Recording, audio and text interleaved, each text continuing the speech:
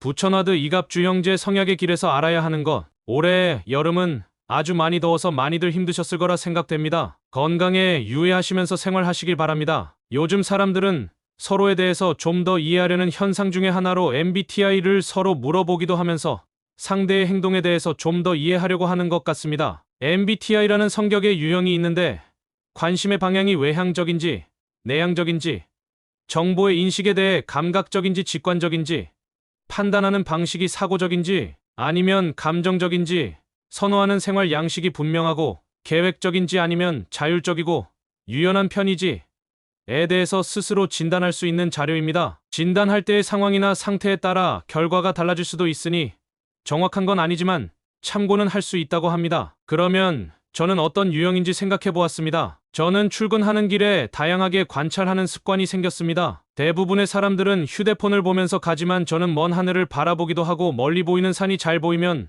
오늘은 쾌청이고 산이 흐리게 보이면 오늘은 미세먼지가 있구나 하고 생각합니다. 주변에 심어진 나무들은 보면서 지나갑니다. 사계절 동안 매일 나무들을 바라보면서 겨울엔 앙상한 나뭇가지들만 있다가 봄이 오면 몽우리가 생기고 거기서 꽃과 이파리가 나오고 이내 초록색으로 나무가 뒤덮입니다. 무더운 여름이 지나고 선선한 가을이 오면 나무잎의 색깔이 여러 가지로 바뀌고 하나씩 떨어지기 시작하면서 결국엔 나무 가지만 남습니다. 매년 같은 패턴이 반복됩니다. 올해는 회사에서 작은 이벤트로 길가에 작은 박스를 설치하고 흙이 채워지더니 며칠 뒤에는 푯말이 붙었는데 멕시컨 세이지, 블루 세이지라는 이름의 푯말이 부착되었습니다. 저는 출근하면서 언제 싹이 나오나 기다렸고 드디어 싹이 나오고도 수개월이 지나서야 비로소 꽃이 피었습니다. 역시 꽃은 피니까 아름답게 느껴집니다. 꽃을 보면서 나는 어떤가 생각해 보았습니다. 또 다른 이야기를 하겠습니다. 출근하면서 항상 보는 사람인데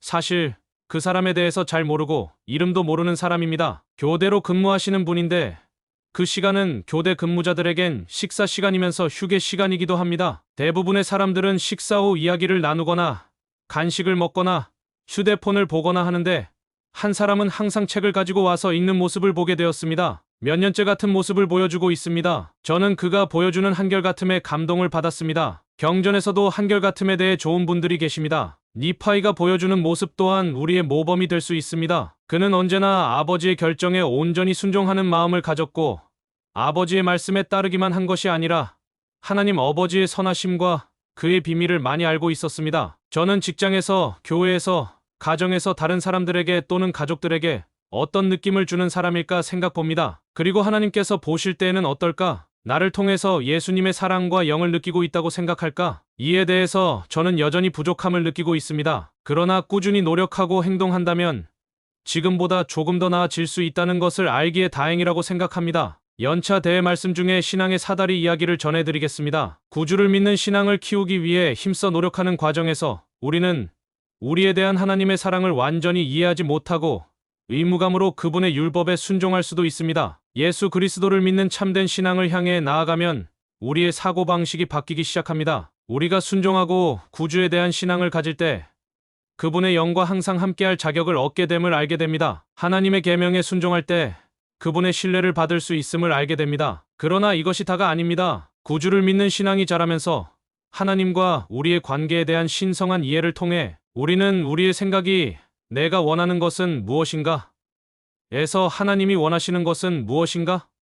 로 아주 조금씩 변화하는 것을 깨닫게 됩니다. 구주처럼 우리도 나의 원대로가 아니라 아버지의 원대로 행하고 싶게 됩니다. 우리는 하나님의 일을 하고 하나님의 손에 든 도구가 되고자 합니다. 우리의 진보는 영원한 것입니다. 러셀 M. 넬슨 회장님은 하나님 아버지께서 우리가 알기를 바라시는 것들이 더 많이 있다고 가르치셨습니다. 우리가 발전할수록 우리는 주님께서 조셉 스미스에게 가르치신 다음 말씀을 더 잘 이해할 수 있습니다. 이는 만일 너희가 나의 계명을 지키면 너희는 그의 충만함을 받게 되고 나로 인해 영화롭게 될 것임이라. 그러므로 내가 너희에게 이르노니 너희는 은혜로 은혜를 받게 되리라. 신앙의 사다리에서 얼마나 높이 올라가느냐는 우리의 결정에 달려 있습니다. 닐 L. 앤더슨 장로님은 신앙은 우연이 아니라 선택이라고 가르치셨습니다. 우리는 구주에 대한 신앙을 키우는데 필요한 선택을 할 수 있습니다. 저를 포함하여 많은 분들이 잘 아시는 분의 이야기를 하고자 합니다. 바로 니파이입니다. 니파이는 새로운 일들이 생겼을 때 어떻게 반응했는지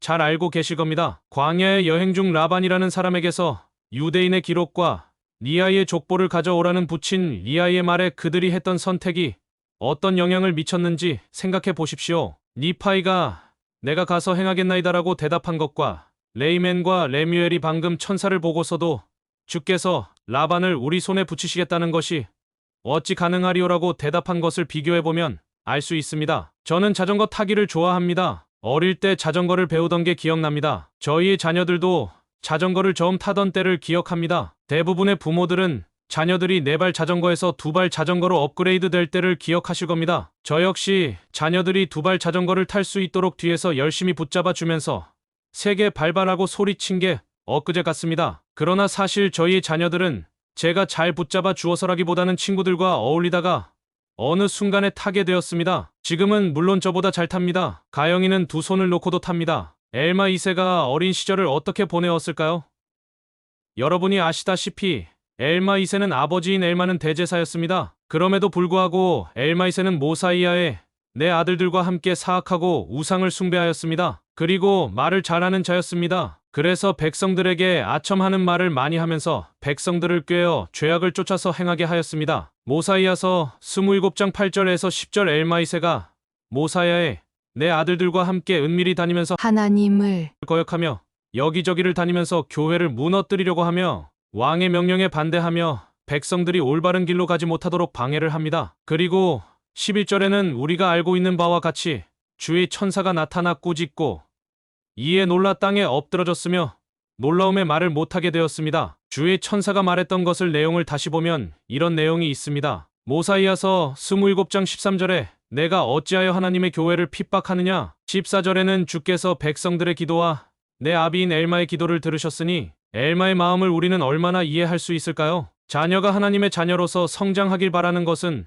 우리가 가진 소망 중의 하나일 것입니다. 엘마는 대제사로서 자녀가 하나님을 거역하고 교회를 무너뜨리려고 하는 것을 보고 얼마나 마음이 슬펐을까요? 그는 자녀를 위한 간절한 기도를 드렸고 그 응답으로 천사가 나타난 것입니다. 저 역시 자녀가 아무쪼록 주의 길에서 이탈하지 않고 아버지의 왕국에 갈 수 있기를 바랍니다. 말씀에 말씀을 더하고 교훈에 교훈을 더하여 주되 여기에서 조금 저기에서 조금이라는 복음의 원리가 있습니다. 작은 행동이 여러분이 바라는 크나큰 변화에 효과가 있을까요? 제대로만 실행된다면 변화가 있을 것이라 생각합니다. 아울러 작은 행동으로 인한 변화는 매일매일 꾸준한 노력을 기울여야 한다는 것입니다. 비록 우리가 완벽하지는 않을지라도 꾸준히 노력하겠다고 마음 먹고 행동해야 합니다. 러셀 M. 넬슨 회장님은 이렇게 가르치셨습니다. 자주 매일 진심으로 회개하는 것보다 우리를 더 자유롭게 하고 더 고귀하게 하며 우리의 개인적인 진보에 더 중요한 것은 없습니다. 회개는 일회성의 사건이 아니라 일련의 과정이며 행복하고 화평한 마음을 갖게 되는 열쇠입니다. 또한 회개는 신앙과 결부될 때 우리가 예수 그리스도의 속죄의 권능을 경험할 수 있도록 해줍니다. 이와 같은 신앙을 위해 처음에 필요한 것은 티끌 만한 아주 작은 신앙입니다. 비록 자신의 삶을 대대적으로 바꾸어야 하더라도 작게 시작하십시오. 만일 회개로 짓눌리는 느낌이 들거나 좌절감을 느낀다면 특히나 그렇습니다. 만일 우리가 죄를 지었다면 멈추고 그러한 습관에서 즉시 벗어나야 합니다. 데이비드 A. 베드나 장로님은 이렇게 가르치셨습니다. 작고 꾸준하며 점진적인 영적 개선이 주님께서 우리에게 밟아가게 하시는 단계들입니다. 하나님 앞에서 죄 없이 걷도록 준비하는 것이 이 생의 주된 목적 중 하나이며 평생 추구해야 할 바입니다. 이따금 용솟음치는 열정적인 영적 활동의 결과로는 그러한 준비를 갖출 수 없습니다. 자신의 삶을 살펴보고 성약의 길에서 자신이 무엇 때문에 느려지는지 또는 멈춰 있는지 알아보시기를 권유합니다. 그런 다음에는 더 넓게 보십시오. 조금씩 더 나아지는 기쁨을 누리도록 작지만 실천할 수 있는 변화를 삶에서 찾아보십시오. 변화하려는 모든 노력은 그것이 아무리 사소한 것처럼 보일지라도 여러분의 삶에서 가장 큰 변화를 가져올 수 있기 때문입니다. 이를 위해 닐 A. 맥스웰 장로님은 이렇게 가르치셨습니다. 영적인 추진력은 비록 그 증가의 폭이 미세할지라도 각각의 의로운 소망의 발현이나 봉사 혹은 예배 활동 등을 통해 불어납니다. 참으로 작고 단순한 일로 그렇게 됩니다. 단 1%의 일로 위대한 일이 이루어질 수 있습니다. 궁극적인 승리는 우리가 할 수 있는 모든 것 후에 우리의 주님이시며 구주이신 예수 그리스도의 능력과 공덕과 자비를 통해 오는 것이 확실합니다. 앞서 말씀드린 것처럼 지난 수개월 동안 야생화가 작은 씨앗에서 싹이 나고 자라는 과정을 보면 결코 금방 자라서 꽃이 피지는 않았습니다. 조그만 싹이 나오는데 한참 걸렸고 그 이후로도 한참이 지나서 줄기가 나오면서 이파리들이 자랐고 무릎 높이까지 크니까 그제야 꽃봉우리가 생기면서 꽃이 피었습니다. 겨울에 앙상한 가지를 지닌 나무들도 그 시기가 되어야 비로소 잎이 나고 꽃을 피웠습니다. 자녀들이 두발 자전거를 스스로 탈 수 있을 때까지는 옆으로 쓰러지더라도 여러 번 연습이 필요합니다. 우리의 자녀들이 일어날 수 있도록 우리는 지켜보고 뒤에서 도와주어야겠습니다. 우리의 자녀뿐만 아니라 성인인 우리들도 부족한 모습들이 보이더라도 지켜보아 주고 그들이 변화할 수 있도록 기다려주는 우리들이 되길 바랍니다. 저는 오랜 동안 교회 생활을 하면서 축복받은 것 중에 하나는 제가 부족할 때 묵묵히 기회를 주고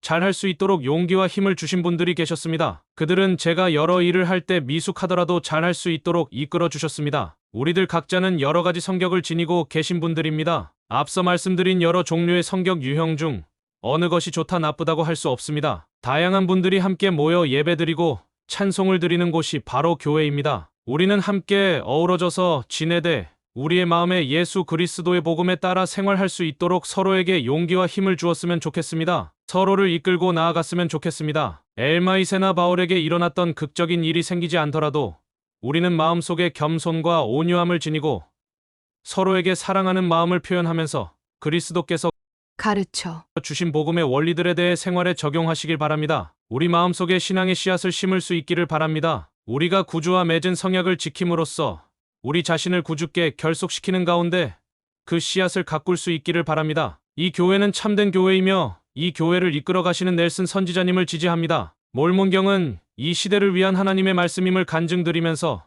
이 모든 것을 예수 그리스도 이름으로 말씀드립니다. 아멘.